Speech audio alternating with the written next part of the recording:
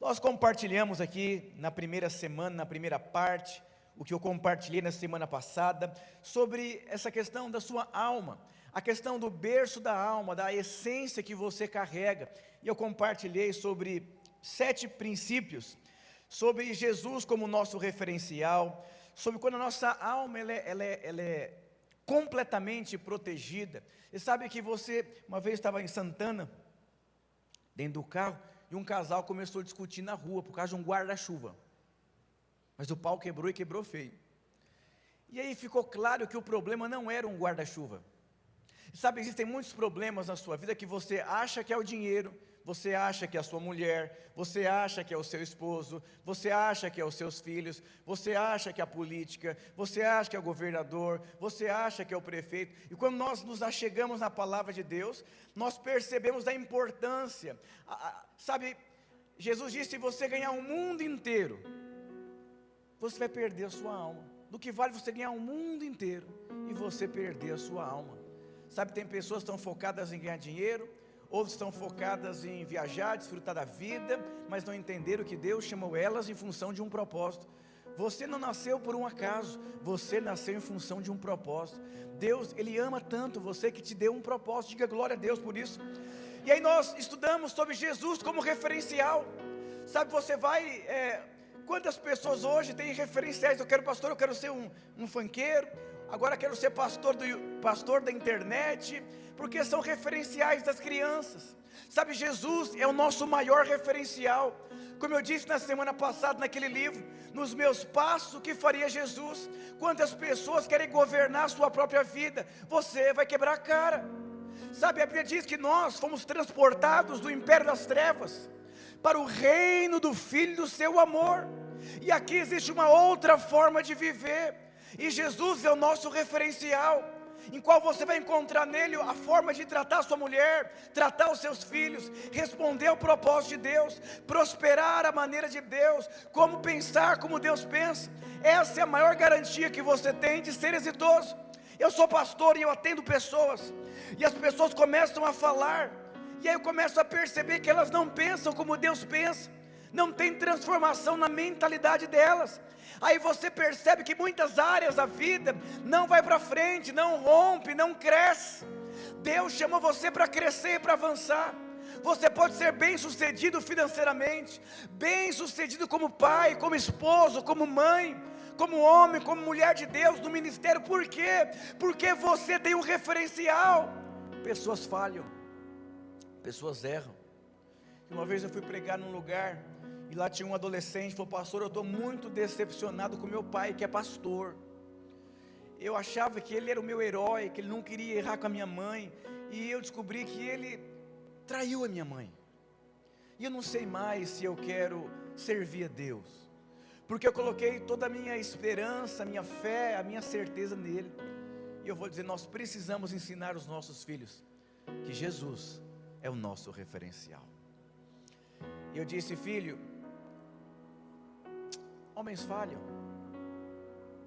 Se você lê o livro de Isaías, você percebe que diz o seguinte: ainda que todos te abandonem, seu pai, sua mãe, Ele nunca te abandonaria, e o seu nome está escrito nas palmas das mãos do Senhor. Por isso nós precisamos entender que Ele é o nosso referencial. Aquele jovem chorou, falou: pastor, é verdade, eu nem orava, eu só ouvia o meu pai, eu não seguia o Senhor, eu só seguia o meu pai. Eu falei: pois é, Deus está te ensinando a perdoar o seu pai, a abraçar o seu pai, a tê-lo ainda como referencial. Mas Jesus é o seu referencial. Nós perdoamos porque nós somos perdoados, nós amamos porque Ele nos amou primeiro. Sabe, nós avançamos porque nós recebemos a vida dEle. Então, se você quer ter uma alma protegida na sua vida cristã, quantos homens são grossos, mulheres são grossas? Por quê? Porque a alma reflete. Quando você é mal amado, você não ama. Quando você não se sente perdoado, você não perdoa. Nós só damos aquilo que nós recebemos. Se você for estudar, infelizmente, a vida dos pedófilos, eles abusam porque foram abusados. Nós não podemos dar nada que nós não temos recebido em primeiro lugar. E por isso, uma alma saudável, nós precisamos entender que Jesus é o nosso referencial. Diga glória a Deus. E quando nós temos Jesus como nosso referencial, nós exercemos governo, nós exercemos autoridade. E aí nós temos a certeza que nós somos abençoados. Como diz em Gênesis 1:26, façamos o homem à imagem e semelhança de Deus, ele domine. Vou dizer, você é abençoado, você é favorecido. Não é a circunstância que vai definir a sua vida. Quantos homens e mulheres, para a alma estar bem, o cenário precisa estar favorável, mas não é assim. Você vê Paulo dizendo, eu posso todas as coisas naquele que me fortalece. Eu sei viver com tudo, mas eu também sei viver com nada, mas eu posso todas as coisas naquele que me fortalece. O médico vai dizer, não tem esperança, mas eu vou dizer, você é abençoado. Ele cura, Ele move, Ele sara, Ele restaura. Por quê? Porque você precisa andar com a certeza, você é abençoado.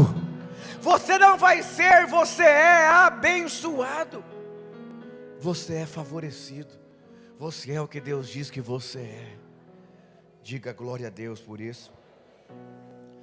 E aí nós continuamos aqui na questão da essência, essa vida, essa sensibilidade, essa vida de Jesus. E aí nós percebemos que Deus restitui também o propósito. Nascemos em função de um propósito, acordamos em função de um propósito, negociamos em função de um propósito. Eu fui tão marcado na minha adolescência, quando eu estudei a história de um grande rei da África, que o seu filho nasceu, e disse para aquela criança, você nasceu para ser um rei. Aquela criança foi crescendo e queria viver coisas e ir em lugares, e o pai dizia, essa não faz parte da sua vida, você nasceu para ser um rei, para ser um príncipe. E ele foi crescendo, ele foi entendendo o real propósito da vida dele. Eu vou dizer para você, você é amado, perdoado, justificado, você tem um propósito incrível na sua vida. Sabe que a diferença de um homem de Deus, de um homem que não serve a Deus, é isso aqui, é o propósito. Eu não quero porque isso não faz parte daquilo que Deus tem para a minha vida. Deus é um Deus poderoso, Deus é um Deus de propósito. Diga glória a Deus por isso. E nós estudamos também na questão da comida, nós somos aquilo que nós comemos. Lá em Gênesis diz que o cardápio do homem era todo fruto que tivesse semente. Você precisa se alimentar daquilo que tem vida, falar daquilo que tem vida. E no capítulo 7 nós aprendemos sobre o Éden como um lugar de prazer. E aí nós entramos para a segunda parte, que é a restituição da vida de corpo, a vida uns com os outros, a vida uns aos outros. Lá em Lucas 15, a história do filho pródigo, nós estudamos muito nessa semana, e é muito importante que você entenda que Deus quer restituir essa vida de comunhão, essa vida de equipe, essa vida de uns com os outros. Sabe por que nós temos células? Porque lá na quinta-feira, no sábado, você vai se reunir com a sua turma, e nós somos várias pequenas igrejas que nós nos encontramos durante a semana, são centenas, onde ali tem um irmão para compartilhar a palavra, nós oramos juntos uns com os outros, nós choramos uns com os outros, nos alegramos uns com os outros, temos comunhão uns com os outros, como você aprendeu nesse livro. Deus nos deu a vida que Ele vive, Deus Pai, Deus Filho e Deus Espírito Santo, a harmonia completa da vida de corpo. É como você pegasse uma loja de material de construção, tem tudo para uma construção, mas não é uma construção. Agora, quando você pega todos aqueles materiais e você começa a trabalhar em cima deles, eles vão se tornar uma grande construção. A sua casa precisa ser uma construção, não uma loja de material de construção, onde todos ajudam, onde todos cooperam, onde nós vivemos a vida uns para com os outros. Lá em Gênesis 2:18 diz, e disse o Senhor Deus, não é bom que o homem esteja só, far-lhe-ei uma ajudadora idônea para ele. Como nós aprendemos aqui nos últimos domingos, o Senhor vem buscar a sua igreja, sem ruga e sem mácula. Deus está trabalhando na igreja, uma igreja idônea para um casamento perfeito. Diga glória a Deus por isso.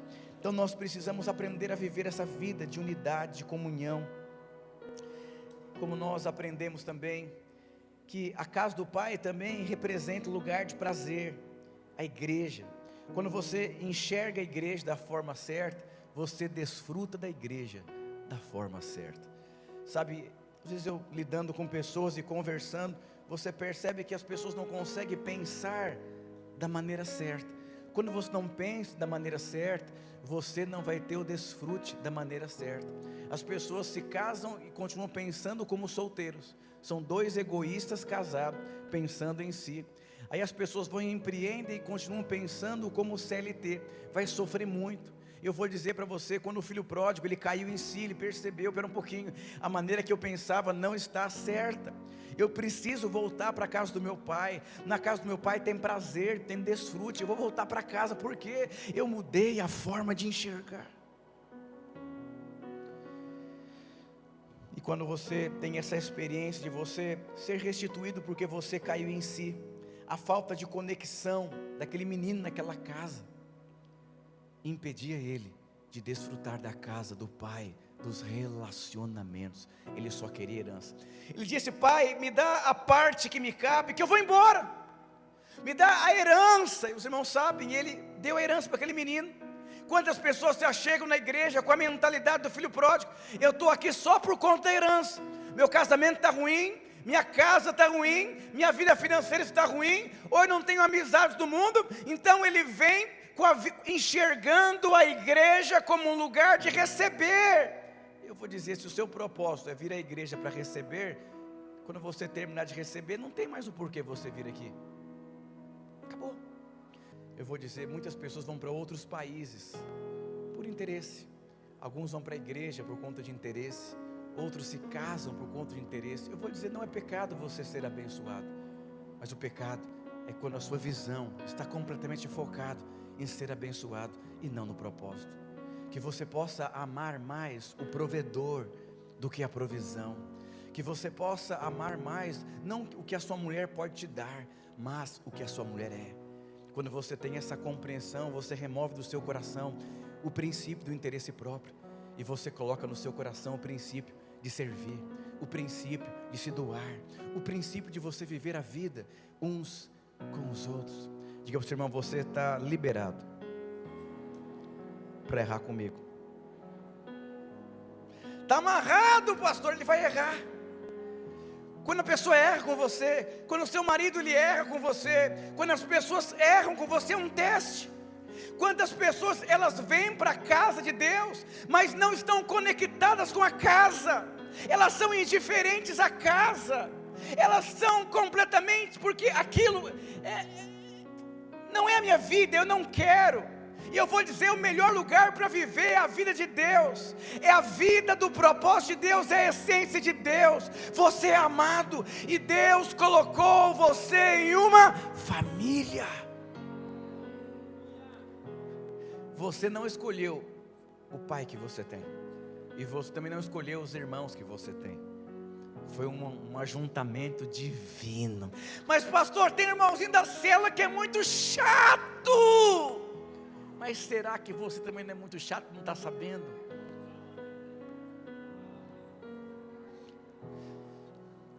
Sabe, é muito importante que você entenda que você não é melhor que ninguém. E quando você vive a família de Deus, você vai perceber que tem coisas que te incomodam no outro, mas é que Deus está usando o outro para trabalhar na sua vida, lapidar a sua vida. Ai, esse irmão fala demais e você fala de menos. Deus é tão perfeito, Deus é tão maravilhoso, que Ele quer trabalhar na sua vida. Lembro, alguns anos atrás, uma mulher falou assim: nossa, eu quero casar com um grande homem de Deus, mas eu só pedi uma coisa para Deus, duas coisas: que ele não usasse Raider e nem tivesse barba. Eu não suporto homens com barba, e não suporto homens que usam Raider. Ela casou com um homem que tem barba e que usa Raider. Porque, quantos têm filhos aqui? Levanta a mão. Você dá para o seu filho o que ele quer ou o que ele precisa? Se você dá para o seu filho constantemente só o que ele quer, você vai formar um delinquente. Não, meu filho quer comer hambúrguer de manhã, quer comer pizza de manhã, não é o que ele precisa, é o que ele quer. E eu vou dizer, Deus, Ele te ama. Quando você começa a pensar como Deus pensa, você muda a ótica completamente. Por quê? Porque Ele te ama. Então, se Deus colocou você numa célula, conectou você com irmãos, essa mulher amada que está do seu lado, esse irmão amado, o seu esposo, sua família, porque Deus viu que é bom e Ele vai trabalhar na sua vida. Como diz Deus, não é bom que o homem ande só. Eu vou fazer o que uma auxiliadora, uma mulher idônea. Quando você reconhece que não é bom que você ande só. Ah, pastor, eu entendo que eu preciso de Deus, mas eu não quero ir em qualquer lugar, não quero ir com qualquer pessoa. E aí você fica medindo. Essa semana eu vi um vídeo tão incrível de um pastor na internet. Tinha um barco, tinha um motorista e tinham turistas dentro do barco. E tinham homens com uma mochila que eles iriam trabalhar. Aí o pastor disse, ele estava pregando para outros pastores: vocês são um motorista. Quem tem no barco da igreja de vocês, turistas ou homens que estão indo trabalhar? Eu vou dizer, o turista, ele entra num barco para curtir, ele não tem um propósito. Está cheio de casamentos turistas, está cheio de famílias turistas, e eu vou dizer para você, você vai perder sua vida. Você pode sim desfrutar, e deve descansar, deve desfrutar, deve tirar férias, mas por quê? Porque Deus é bom. Mas Deus tem um propósito específico na sua vida, e Deus é bom. Antes de você falar assim, eu não gosto disso, pergunte para Deus, Deus, o porquê que o Senhor me colocou nesse lugar, com essas pessoas? Você vai perceber que Deus quer trabalhar na sua vida. Diga ao seu irmão, Deus quer trabalhar na sua vida. Eu entendi o propósito dessa mulher na minha vida. Eu entendi o propósito do meu filho na minha vida. Eu entendi o propósito da igreja na minha vida. Eu entendi o propósito dos meus filhos na minha vida. Deixei de ser turista e virei alguém fundamentado em um propósito. Diga glória a Deus.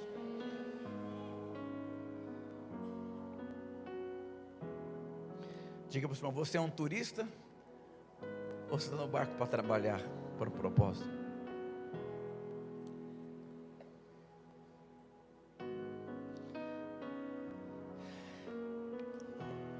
Ele voltou para casa com um cheiro tão terrível de um chiqueiro, mas Deus não aceitou o cheiro dele. Deus deu um banho nele.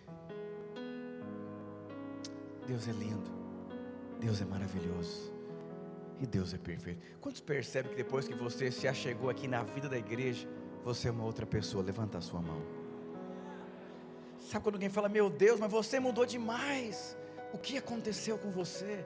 A pessoa está dizendo, você mudou o seu comportamento, o seu cheiro, sua forma de ser, sua forma de pensar.